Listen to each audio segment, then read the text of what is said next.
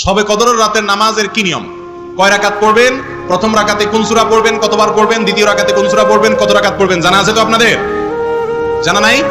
একজনও জানেন না? ইন্না লিল্লাহি ওয়া ইন্না ইলাইহি রাজিউন। হাজার হাজার মানুষের বিশাল সমাবেশ, আপনারা একজনও শবে কদরের নামাজের নিয়ম জানেন না? এটা খুব খারাপ কথা ভাই, নিয়ম তো জানতে হবে।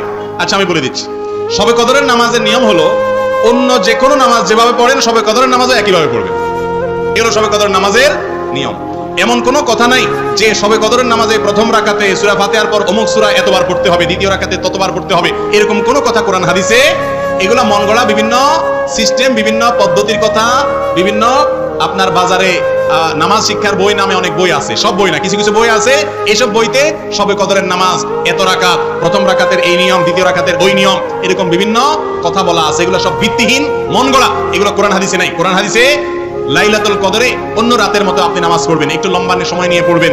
যে কোনো রাতের নামাজ, তাহাজ্জুদের নামাজ লম্বা সময় নিয়ে পড়তে হয়। দীর্ঘ রাকাত, দীর্ঘ রুকু, দীর্ঘ সিজদা, আস্তে আস্তে তেলাওয়াত, আস্তে আস্তে তাসবিহ এবং সময় নিয়ে পড়বেন। দুই রাকাত করে পড়বেন। যে কোনো সূরা দিয়ে পড়তে পারেন, একবার পড়বেন না দুইবার পড়বেন সূরা ফাতিহার পরে সূরা, এটা আপনার ব্যাপার। কোনো সূরা নির্ধারিত না। আপনি লাইলাতুল কদরের একটা জিনিস নির্ধারিত, সেটা হলো একটা দোয়া হাদিসে বর্ণিত হয়েছে।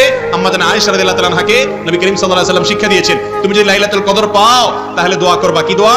আল্লাহুম্মা ইন্নাকা আফুউন তুহিব্বুল আফওয়া ফাআফু আন্নী। আল্লাহ আপনি ক্ষমাশীল, ক্ষমা করতে ভালোবাসেন, অতএব আমাকে ক্ষমা করে দেন। ক্ষমা করতে ভালোবাসেন, অতএব আমাকে ক্ষমা করে দেন।